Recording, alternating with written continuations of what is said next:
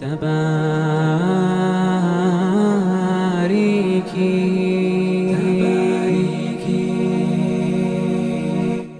Muhammad ﷺ says, "O women folks, please give sadaqah, give sadaqah. Why do I see most of you in the hellfire?" So they were very scared.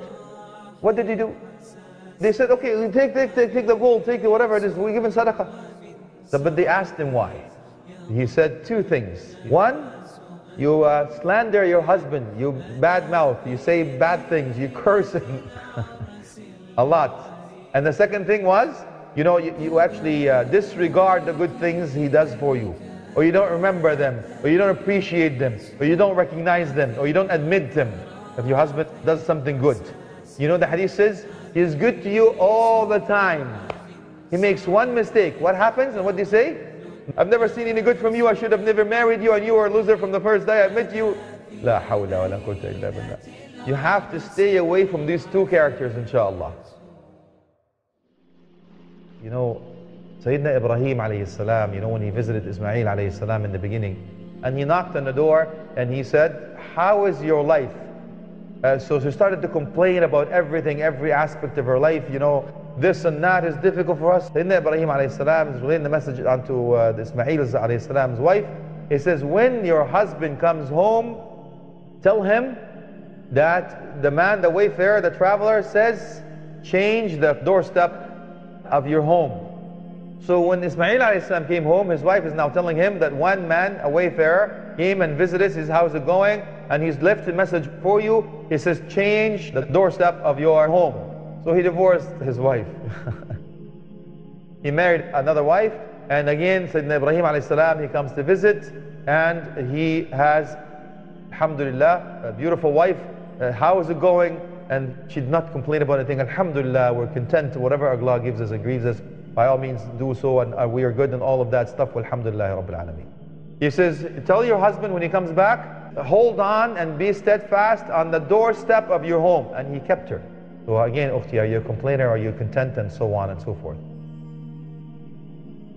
A husband doesn't like a nagging wife, doesn't like a wife who always talks and is never tired of talking and commenting on everything, asking about every detail. Whom did you go with today? What were you doing? Who's this person who called you? And so on and so forth. Not only because she wanted to share something, but there are many subjects that do not attach themselves or they're not related to his personal life, his work, his friends, and so on and so forth. She needs to refrain a bit from these things and only talk about necessary things. You know, a man comes home, he's tired from work, he needs some rest, he doesn't want to boggle his mind with so many questions or so many issues, but she's willing to open a whole chapter. Yes, she needs to choose the right time when she communicates with the husband, and communicates also in a nice and softer way so that he can act accordingly.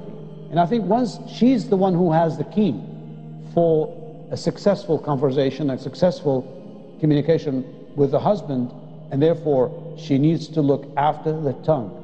Once she holds that tongue, I think a lot of things would be so much easy in that relationship between a husband and a wife.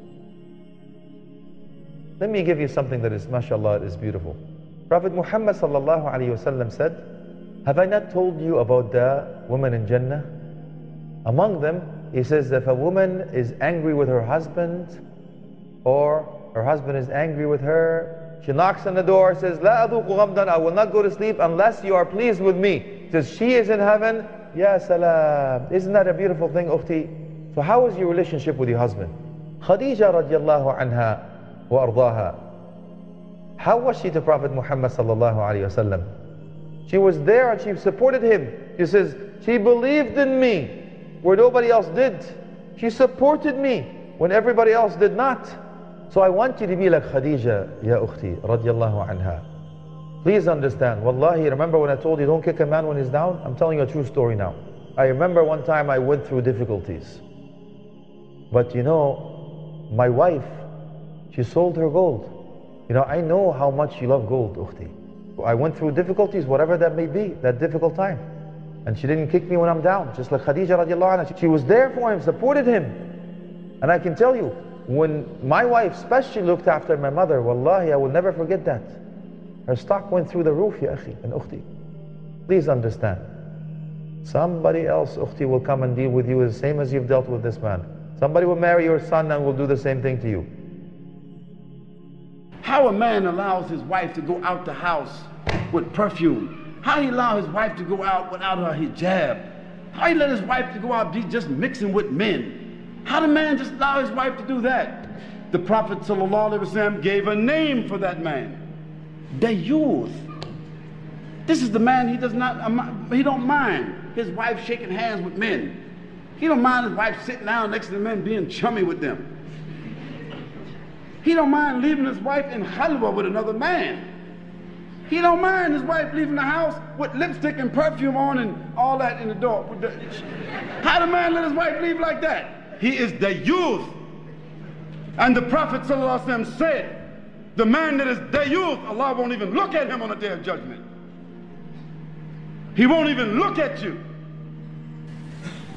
Because you let your prized possession, your wives and your daughters, you let them go like that. So sisters, one, regarding your behavior, you are the mothers of the future generation. You have your children's eyes on you 24 hours a day. More than they see their father. They are looking at you, listening to your voice, looking at your face, looking what you do in the morning.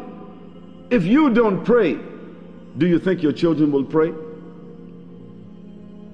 If you are cursing and complaining, what do you think your children will do? If you are watching television all day, what do you think your children will be raised up thinking? If you are always demanding, give me this, give me that, why don't you this, why don't you that, what do you think your daughters will do when they grow up? If you are uncovering yourself, disrespecting yourself, showing your aura outside to the people, and what is the aura of the Muslim woman? Her entire body.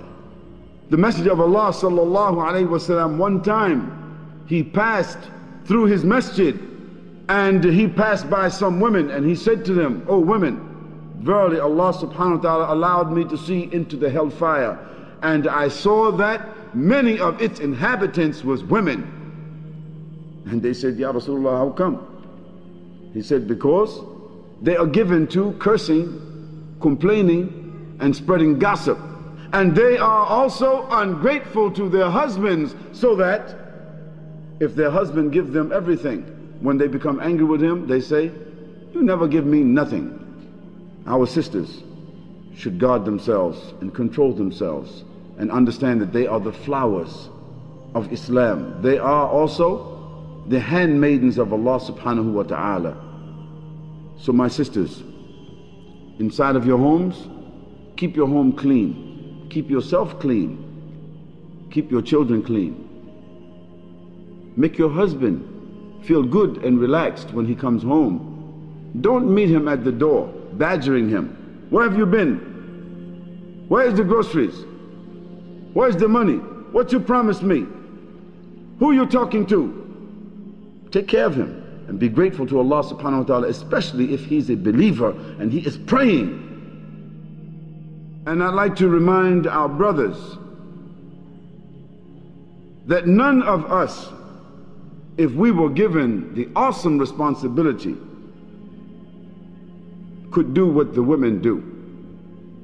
Psychologically, you cannot do it. Your mind is not prepared to do what they do, day in and day out. And still she's taking care of herself and she's taking care of her husband. May Allah subhanahu wa ta'ala reward those sisters. And may Allah cover their faults. May Allah cause the husbands and brothers and sons to appreciate them, because they are the goodly trees that bear the goodly fruit Allah subhanahu wa ta'ala mentioned in the Quran.